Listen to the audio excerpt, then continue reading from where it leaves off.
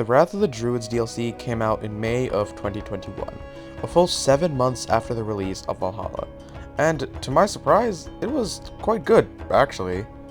The last of Odyssey's post-launch had come out having dropped in June, 9 months from the time the game came out to the last DLC. Valhalla, however, was dropping its first 7 months in, so it seemed like Valhalla is going for a much longer game life than Odyssey was ever going for. So you would expect Wrath, the 7-month wait, to be worth it, and well, I think it is, for a discount at least. But anyway, here is my review of Assassin's Creed Valhalla's The Wrath of the Druids DLC.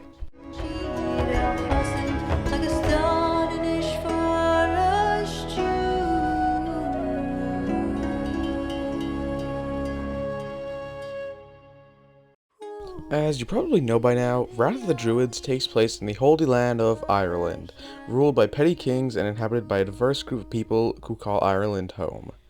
Eivor is summoned to Ireland by the King of Dublin, Bharid MacIvor. The Wrath of the Druids offers a surprising amount of new content to the base game, a roughly 10-hour campaign with a full 20 hours of side content to engage with. It sure came jam-packed with new stuff. The campaign involves Eivor attempting to unite the petty kings of Ireland under High King Flann Sinna, all while taking down a shadowy cult of druids. The DLC also revolves heavily around trade and exports. Via a trader named Azar, who comes and visits your settlement when you first start the DLC, she will have you participate in trade post conquests that have you clearing out a post and retrieving the deed. Restoring one gives you a passive income of 4 materials: texts, clothes, delicacies, or luxuries. These will then give you an income that will generate the longer you play. Upgrading these trade posts can make your production faster, have larger storage, or gives you small buffs. These can be purchased through trade post supplies that we found in raid locations, much like in the base game. You can also get these via overseas trading.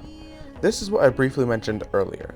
For the cost of these materials, you can trade them with other countries and empires in order to get armor sets, weapons, and cosmetics.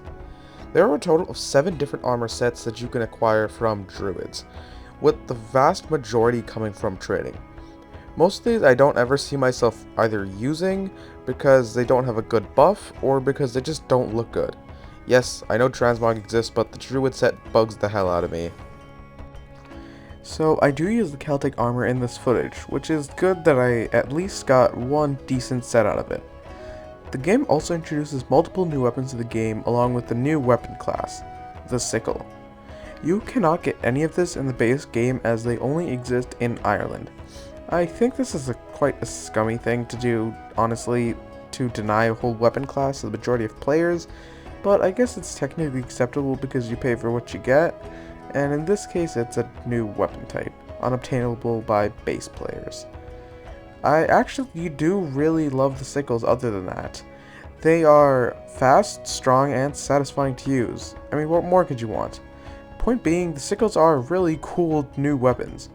But there is a problem, that there are only 2 of them. Well, what's so bad about this? Well, it's that one of these has a pretty bad buff. It increases poison buildup. As a person who never uses poison, this was kind of useless to me unless I wanted to change up my playstyle. I would have liked at least one more sickle so that it doesn't force you straight into a playstyle if you want to dual wield them by itself. But enough about the sickle weapons, and onto the narrative.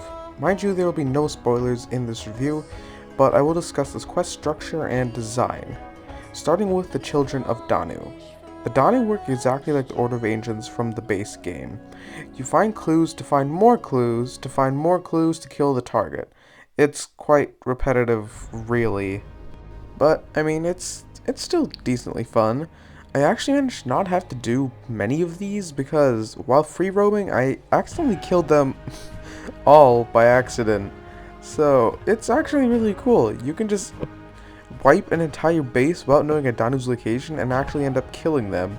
So you don't need to do these anyway. It's faster, but if you're interested in exploration, then this is the most likely the way you will go, and it's really cool, honestly.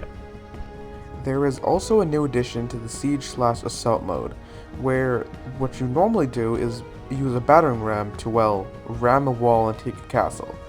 There are a few similar instances in which you need to do something similar, like storm a castle, but at the end you need to flank the gate and open it from the outside for the rest of the army to get in.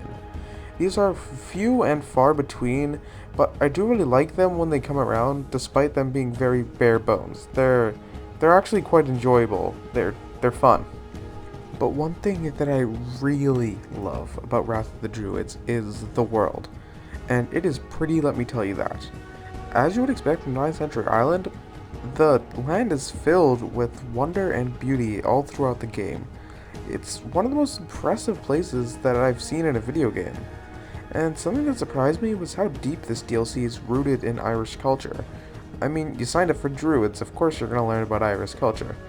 It really shouldn't have surprised me, but it did. Objects such as the Leah Fall are actually integrated to the story and make it a point that you actually have to listen to it. I mean, there's even an entire section in the Codex dedicated to the culture and history of Ireland, which I think is pretty damn cool. The world is a lot more bright and colorful than England, but it does have its darker spots. Wherever druids go, fog and toxins cloud the air. Eivor will start to hallucinate when under the effects of this fog. She can no longer trust her eyes, and from this deadly new foes appear. Werewolves. Sick from the fog, Eivor's mind bends reality. Much like in Asgard, her mind needs to come to terms with what she's seeing versus what she thinks she's seeing. Thus, werewolves are born. And they are probably the worst and hardest enemies I have ever come across in this game. They're like boss level hard. I've got my butt handed to me several times by these damn things while I quiver in fear whenever I see their ugly mugs.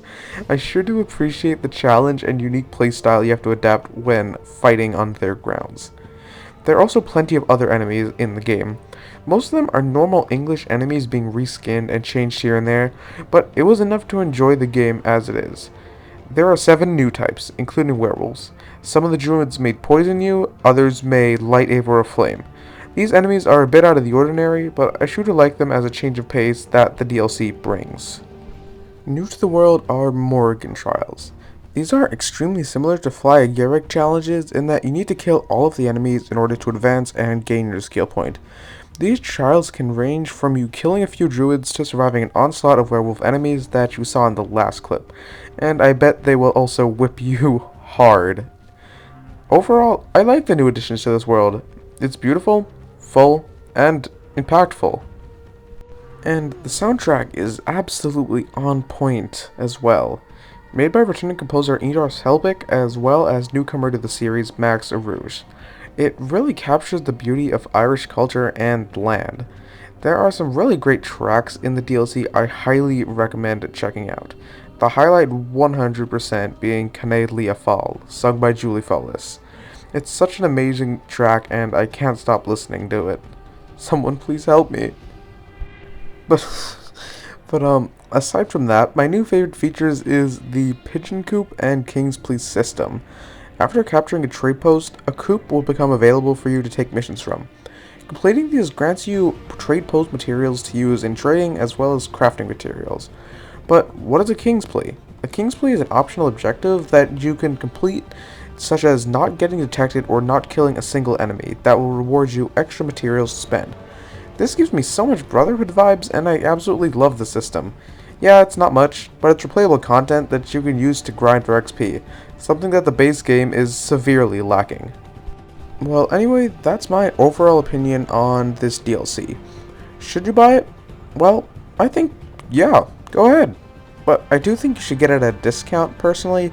I got the season pass for $25 on sale, so I do personally think that Wrath of the Druids would be worth the $12. I know that for sure, but $25 for just Wrath and not Siege is kind of a ripoff in my opinion. So yeah, I don't recommend buying at full price, so wait for a sale. Overall, basically, if you liked Valhalla's base game, you'll like Wrath of the Druids. And no, there is no memorable moment in today's video like normal. That's just because Druids is a narrative-based DLC, and I wouldn't want to spoil it for any of you if you became interested. So go play it yourself, you won't regret it. But anyway, sorry for the long wait on this video. School, work, and life. It just gets busy, you know? I do hope to try to upload more frequently, but there are no promises. but I also need to ask you guys a question. Would you guys be willing to watch a 1 hour review of Assassin's Creed Valhalla when my 1 year of reviews comes around? I know, it's something that I've been wanting to do for a while, and I don't know, maybe I'll do it, maybe I won't, but if you guys are interested in that, please leave a comment and tell me about it, because, well, yeah, it's something fun that I think that I think I can try to do. So, to everyone who made it this far in the video, have a wonderful day.